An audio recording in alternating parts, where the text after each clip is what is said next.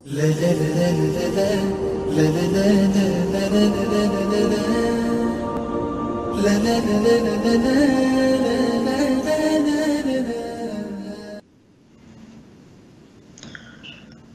أعوذ بالله من الشيطان الرجيم. بسم الله الرحمن الرحيم. الحمد لله رب العالمين، والصلاة والسلام على سيدنا ونبينا محمد وآله الطيبين الطاهرين، ولعنة الدائمة السرمدية على أعدائهم وقتلتهم وغاصب حقوقهم ومنكر فضائلهم ومناقبهم من الآن إلى قيام يوم الدين. رب اشرح لي صدري ويسر لي أمري واحلل عقدة من لساني يفقه قولي. أما بعد، فقد قال إمامنا السجاد عليه الصلاة والسلام في دعاء أبو حمزة الثمالي: أسألك صبرا جميلا. صدق إمامنا السجاد علیہ الصلاة والسلام. ہماری گفتگو تشریح دعائے ابو حمزہ ثمالی پر تھی، اور ہم الگ الگ موضوعات پر جو چوتھے امام علیہ الصلاۃ والسلام نے اس بحر بے بہا کے اندر پیش کیا، اس کو ہم ایک ایک کر کے بیان آپ کی خدمت میں فرما رہے ہیں. اور ہم آج یہ کہ امام علیہ الصلاۃ والسلام نے یہ جملہ ارشاد فرمایا: اسألک صبرا جمیلا، پروردگارا ہمیں صبر عنایت فرما، جمیل صبر عنایت فرما. یہ صبر کی دعا امام نے جو ارشاد فرمائی ہے، اس صبر میں دریا چھپا ہوا ہے. ہم ہمیشہ یہی سمجھتے ہیں کہ اگر کسی نے ہمارے ساتھ برائی کی ہو تو ہم صبر کرتے ہیں. یہ ایک قسم کا صبر ہے، اور بھی بہت سارے صبر روایات میں موجود ہیں. مثلا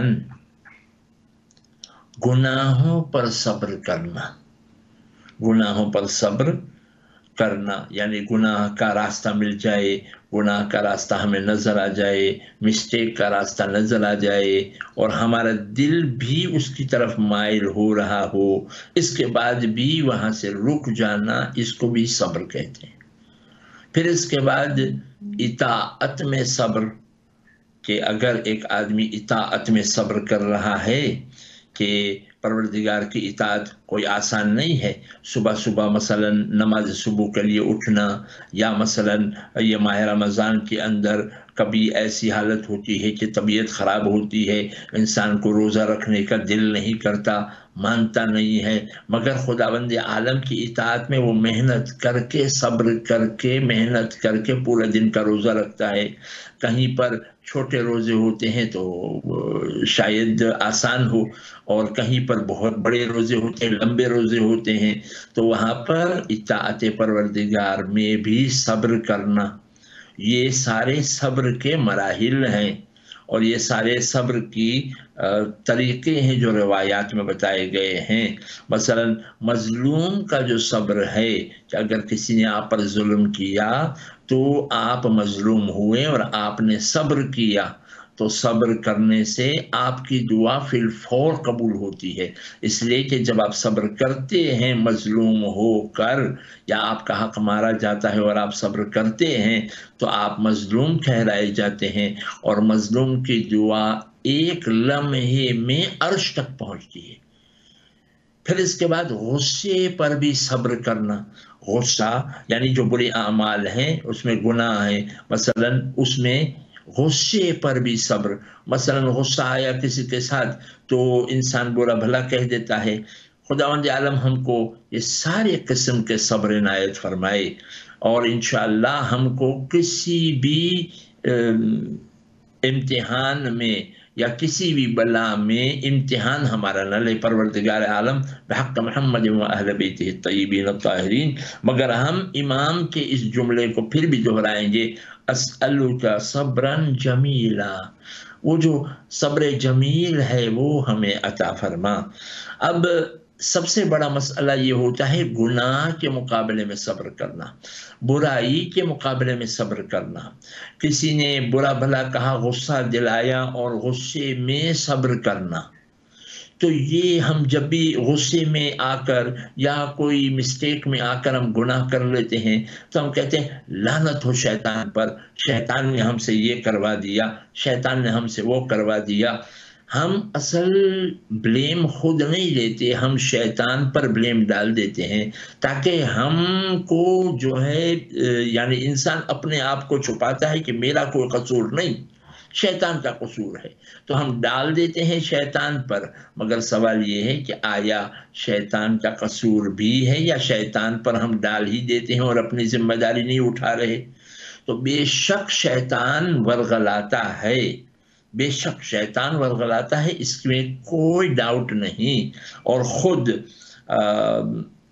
قرآن مجید میں کئی جگہ پر خداوند عالم نے ارشاد بھی فرمایا ہے، اور شیطان کے زبانی خداوند عالم نے کوٹ کیا ہے، لَأَقْعُدَنَّ صِرَاطَكَ الْمُسْتَقِيمَ، میں تیرے صراط مستقیم پر بیٹھ جاؤں گا اور ہر ایک کو میں بہکاؤں گا، من بین ایدیہم وعن شمائلہم، یہ میں ان کے سامنے سے آؤں گا، ان کے پیچھے سے آؤں گا، ان کے دائیں رائٹ اور لیفٹ سے، دائیں اور بائیں سے حملہ کروں گا، اور اکثر لوگوں کو میں تیری گمراہی پر اکساؤں گا اور لے کے جاؤں گا۔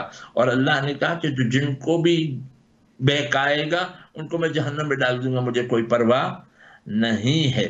تو وہ جب اللہ کو چیلنج کر رہا تھا تو قرآن مجید میں خدا اس کو کوٹ کر رہا ہے، اگر وہ نہیں آتا چاروں طرف سے تو پھر خداوند عالم اس کو پہلے ہی ریجیکٹ کر دیتا۔ مگر معلوم یہ ہوا کہ شیطان آتا بھی ہے اور چاروں طرف سے حملہ کرتا بھی ہے۔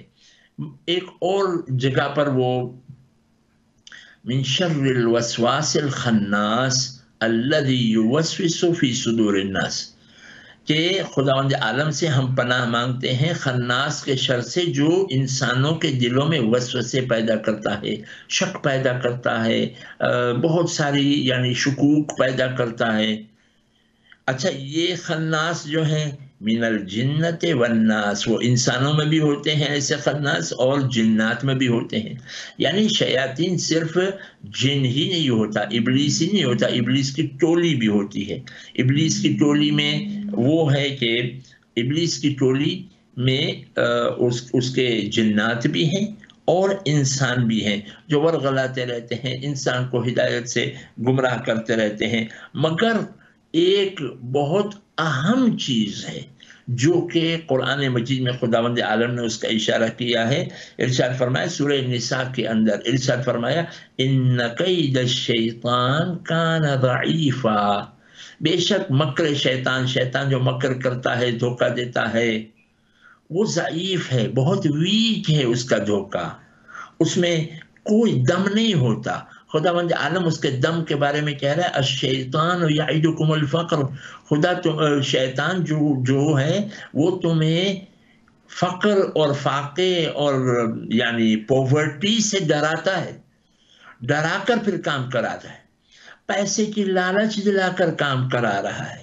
یہ شیطان کے کام ہے، لالچ، غلامی، غریبی، گھبراہٹ، یہ ساری چیزیں، یہ خوف اور جذبات سے کھیل کر انسان کو ورغلانا، یہ شیطان کا کام ہے۔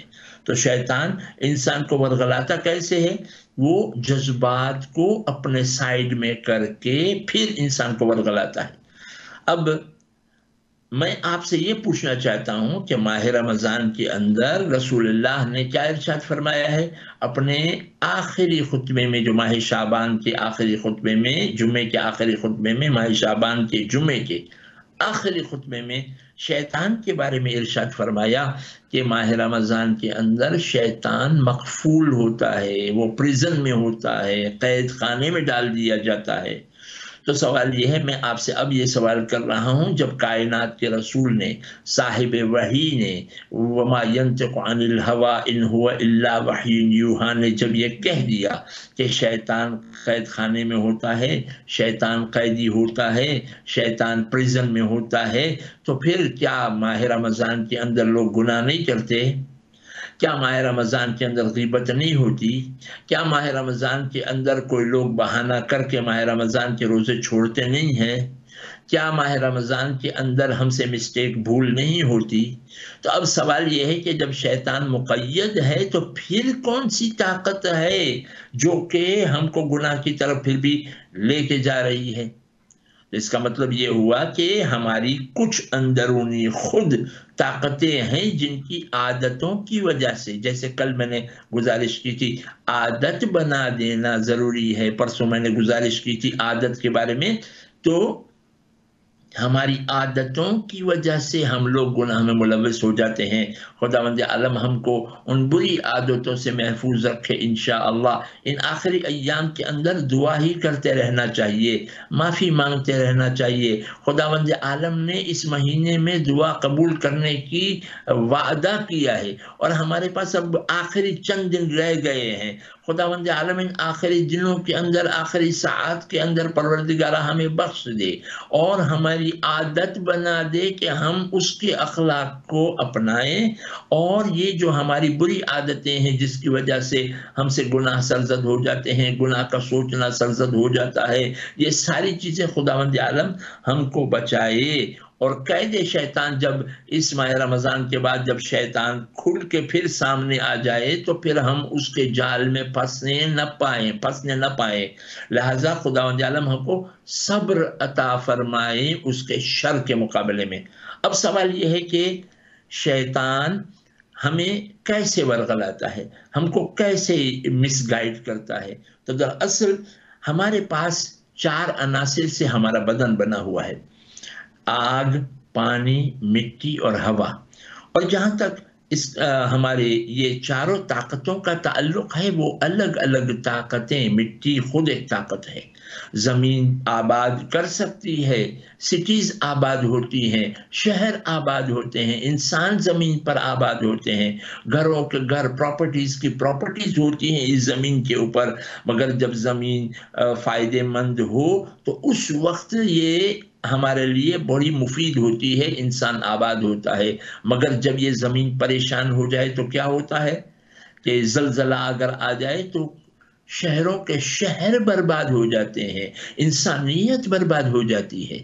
ویسے ہی پانی بھی ایک طاقت ہے، جب تک پانی دریا میں رہتا ہے یا نہروں میں رہتا ہے یہ حیات بخش ہوتا ہے اور ٹرانسپورٹ کے لیے اچھا ہوتا ہے، یعنی یہاں سے وہاں نقل سامان کرنے کے لیے بہت مفید ہے۔ مگر اگر یہی دریا طوفان میں آ جائے اور سونامی کھڑی ہو جائے تو انسانیت کو تباہ کر دیتی ہے کہ نہیں کر دیتی؟ تو زندگی کے لیے تباہ کن ہے۔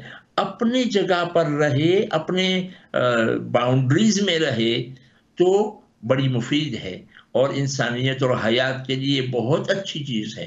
مگر جب ذرا سا پریشان ہو جائے تو انسانیت کو تباہ کر دے، حیات کو ختم کر دے۔ تو ہمارے جو عناصر ہیں جو ہمیں خداوند عالم نے ہمارے مادی بدن میں عطا کیے ہیں، مٹیریل باڈی کے اندر ہم کو جو عطا کیے ہیں وہ 4 ہیں: ایک آگ، ایک پانی، ایک مٹی اور ایک ہوا۔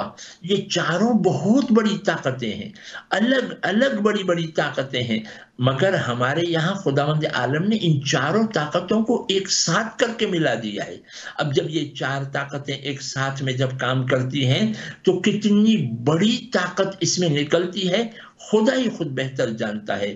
اتزعم، امیر المومنین ارشاد فرماتے ہیں، اتزعم انک جرم صغیر وفیک العالم الاکبر، کہ کیا تو یہ سمجھتا ہے کہ تو چھوٹا سا جرم ہے، چھوٹا سا جرم ہے، چھوٹا سا کیڑا ہے، جبکہ تجھ میں خداوند عالم نے پوری کائنات سما دی ہے۔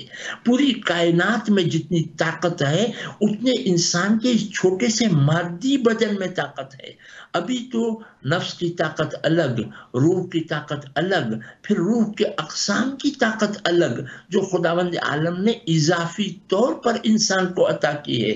تبھی تو خداوند عالم نے انسان کو پیدا کرنے کے بعد کہا فتبارک اللہ احسن الخالقین، کہ منزہ ہے وہ ذات کہ جس نے بہترین مخلوق یعنی انسان کو پیدا کرنے کے بعد خداوند عالم نے اپنی تعریف کی ہے۔ تو کہنے کا مطلب یہ ہے کہ ہمارے پاس یہ 4 عناصر ہیں۔ اب شیطان کے پاس کون سا عنصر ہے؟ شیطان کے پاس صرف ایک ہی عنصر ہے اور وہ ہے آگ کا عنصر۔ تو اب آپ دیکھیے ہمارے پاس 4 عناصر ہیں اور اس کے پاس ایک آگ ہی ہے، تو پھر اب وہ ضعیف ہوا کہ نہیں ہوا؟ تو خداوند عالم اسی لیے قرآن مجید میں ارشاد فرماتا ہے ان کید الشیطان کان ضعیفا، بے شک شیطان کا مکر جو ہے وہ ضعیف ہے۔ مگر سوال یہ ہے کہ وہ کامیاب کیسے ہوتا ہے؟ سوال یہ ہے کہ اتنا ضعیف ہونے کے باوجود اس کے پاس ایک طاقت اور ہمارے پاس 4 طاقتیں، اس کے باوجود بھی وہ ہم پر کامیاب ہوتا ہے کبھی کبھی، اور کچھ لوگوں پر تو بہت زیادہ کامیاب ہوتا ہے۔ تو کیسے کامیاب ہوتا ہے؟ تو سوال یہ ہے کہ روایات میں بہت مختلف روایات ہیں جن میں بیان فرمایا گیا ہے کہ دراصل یہ جتنی طاقتیں ہیں وہ کسی کردار کی ریپریزنٹیشن ہے۔ یعنی مثلا پانی جس میں زیادہ ہو اس آدمی میں حیا زیادہ ہوتی ہے، شرم زیادہ ہوتی ہے، وہ ہم کہتے ہیں نا یہ آدمی بڑا شرمیلا ہے، اس کے عنصر پانی اس کے اندر زیادہ ہوتا ہے، اس کی ساخت میں، لہذا وہ زیادہ شرمیلا ہوتا ہے۔ ایک آدمی بہت زیادہ مفید ہوتا ہے جس میں مٹی کا حصہ زیادہ ہوتا ہے، تو وہ مفید زیادہ ہوتا ہے، اس لیے کہ زمین سے درخت بھی نکلتا ہے، پھل بھی نکلتے ہیں، پھول بھی نکلتے ہیں۔ تو اس طریقے سے ہر چیز جو ہماری ہے، ہماری بدن کی آگ مثلا کیا ہے؟ ہمارے جذبات، یہ جو ہمارے ایموشنز ہیں، غصہ، رحم، محبت، نفرت، یہ ساری چیزیں جو ہیں وہ ہماری آگ سے تعلق رکھتی ہیں۔ آگ، پانی، مٹی اور ہوا۔ ہوا جو ہے وہ ایک ہوا و ہوس جو ہماری جو خواہشات ہوتی ہیں، ڈیزائرز ہوتی ہیں، وہ ڈیزائرز کو ہوا کنٹرول کرتی ہے۔ اب سوال یہ ہے کہ شیطان کیا کرتا ہے، کیسے کنٹرول کرتا ہے؟ ہمارے ان 4 عناصر کو استعمال کر کے وہ ہم کو یعنی بہکاتا ہے۔ سب سے پہلے جب بہکاتا ہے تو وہ ہماری شرم کو ختم کرتا ہے، حیا کو ختم کرتا ہے۔ آپ جانتے ہیں پانی کو اگر بوائل کرنا ہو تو اسے آگ لگانی پڑتی ہے، تو پھر وہ شیطان کیا کرتا ہے؟ اپنی آگ کو ہماری آگ سے ملا کر پھر ہماری ہوا کو استعمال کر کے اس آگ کو اتنا روشن کر دیتا ہے یہاں تک کہ وہ پانی بوائل ہونا شروع ہوتا ہے۔ پھر اس کے بعد جب پانی جتنا اڑ جاتا ہے تو اس میں آدمی بے حیا، آہستہ آہستہ بے حس اور بے حیا ہونے لگتا ہے، پھر گناہ اس کے لیے آسان ہو جاتا ہے۔ پھر آپ نے سنا ہوگا کہ میں جب خدا کی گناہ کرتا ہوں تو اور خدا سے شرماتا نہیں ہوں تو میں پبلک سے کیا ڈروں؟ یعنی کچھ لوگ ظاہری اعتبار سے گناہ بھی کر لیتے ہیں۔ کیوں کر لیتے ہیں؟ کیونکہ وہ حیا ختم ہو جاتی ہے تو پھر پبلک میں گناہ آ جاتا ہے۔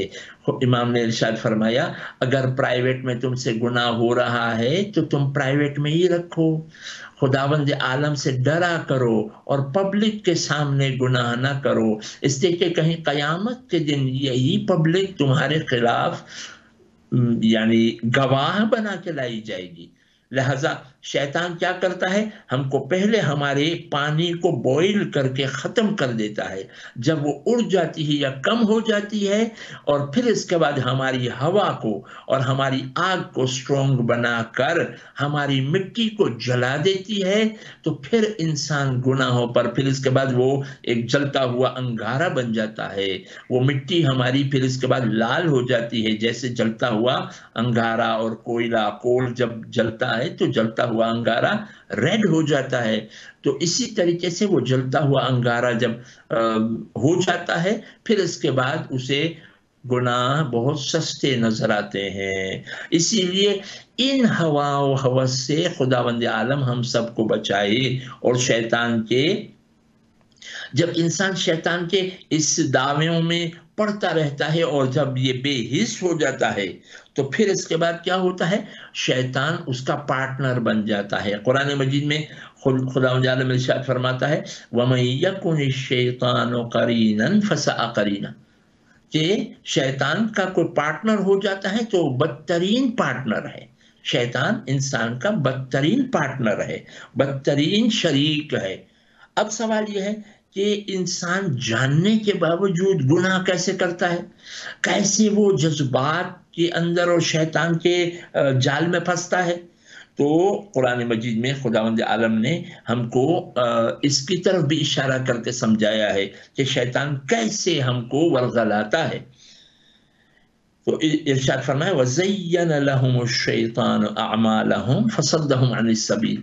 شیطان وہ برائی کو اچھائی کا کپڑا پہن کر، اچھائی کا لباس پہنا کر پھر وہ برائی ہم سے کرواتا ہے.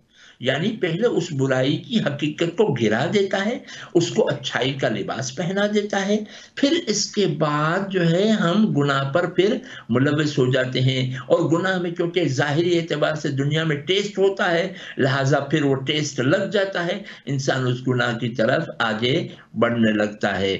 ابھی بھی دنیا کے اندر جتنے حوالات اور جنسی تعلقات کی وجہ سے جو ہیومن ریلیشن کے اعتبار سے، مرد و عورت کے ریلیشنز کے اعتبار سے یہ جو محبتیں ہیں، نفرتیں ہیں، ان کو شیطان نے کتنا اچھا لباس پہنایا ہوا ہے اور اتنا سستا کر دیا ہے کہ انسان کی اب عزت نفس بھی ختم ہے، عزت ختم ہوتی جاتی ہے. برائی کو کتنا اچھا لباس پہنا دیا ہے اور الفاظ بھی چینج کر دیے ہیں. پہلے زمانے میں ہم اگر سنتے تھے کہ کوئی آدمی کو انگلش میں کہا جاتا تھا ہی از سک، سک مطلب بیمار ہے، تو ہم اس کی عیادت کے لیے پہنچ جاتے تھے. آج کل اگر کوئی آدمی بہت اچھا لگ رہا ہوتا ہے یا کوئی آدمی نے بہت اچھا کام کیا ہوتا ہے تو کہتے ہیں کہ یو آر سک، یعنی تم بیمار ہو. مگر حقیقت میں اس کا مطلب آج کے زمانے میں سک کا مطلب یہ ہے، بیمار کا مطلب یہ ہے کہ تم نے بہت اچھا کام کیا ہے. تو الفاظ اس نے بدل دیے ہیں، معانی بدل دیے ہیں. یعنی بیماری کہاں، آدمی کو ہم کہتے ہیں کہ تم سکھ ہو، حقیقت میں آدمی بیمار ہوتا ہے، مگر سکھ سے مراد کیا لیا جاتا ہے کہ اچھا آدمی ہے، بہت اچھا کام کیا ہے، بہت بہترین کام کیا ہے. تو کہنے کا مطلب یہ ہے کہ شیطان ہم کو ورغلاتا ہے. کیسے؟ زین لہم الشیطان اعمالہم. شیطان اعمال، بری اعمال کو اچھا کور پہناتا ہے، پھر اس کے بعد انسان کو کرنے کے لیے آسانی ہو جاتی ہے وہ گناہ. خداوند عالم ہم سب کو اس شیطان کے مس گائیڈنس سے بچائے. آپ یہ کیا سوچتے ہیں کہ اہل بیت طاہرین علیہ السلام کے ساتھ دشمنی جو ان لوگوں نے کی تھی، وہ جو دشمنوں نے دشمنی کی تھی وہ اس وجہ سے دشمنی کی تھی کہ ان کو ایک تو لالچ تھی، طاقت اپنی بچانی تھی. یہ ایک وجہ تھی جس کو شیطان ان کو چھوڑتا نہیں تھا کہ جو پاور کا کریو کرنے لگتا ہے، جس کو طاقت کی ضرورت ہوتی ہے، شہرت کو جس کو پسند ہوتا ہے، شہرت پسند، طاقت پسند، یہ جو ان طاقتوں کو پسند کرتا ہے وہ شیطان اس پر غلبہ کر لیتا ہے. تو یہ لوگوں کو ایک تو طاقت پسند تھی، دوسری بات یہ تھی کہ یہ لوگ خود، یعنی ان لوگوں کو دراصل اہل بیت طاہرین علیہ السلام کو مقابلہ کرنے کی اس وجہ سے وہ ضرورت تھی کہ وہ ان کو مٹھاس آ رہی تھی اس ظلم کے اندر، مٹانے کی کوشش کرتے تھے اہل بیت طاہرین علیہ السلام کو. اسی لیے شاعر مشرق نے یہ کہا، قتل شبیر ہوئے نعرہ تکبیر کے ساتھ. امام حسین علیہ السلام کو شہید کرنے کے بعد ان لوگوں نے نعرہ تکبیر بلند کیا تھا، ایسے قتل کیا تھا. خداوند عالم ہم سب کو شر شیطان سے محفوظ رکھے، اور خداوند عالم ہم سب کو اس ضعیف قید شیطان سے ہم کو محفوظ رکھے، اور ہمارے 4 عناصر کو اپنی اطاعت میں استعمال کرنے کی ہمیں طاقت و توفیق عنایت فرمائے. بحق محمد و اہل بیتہ الطیبین الطاہرین اسألک صبرا جمیلا وصلی اللہ علی محمد و آلہ الطاہرین. اللہم صل علی محمد و آل محمد وعجل فرجهم. لا لا لا لا لا لا لا لا لا لا لا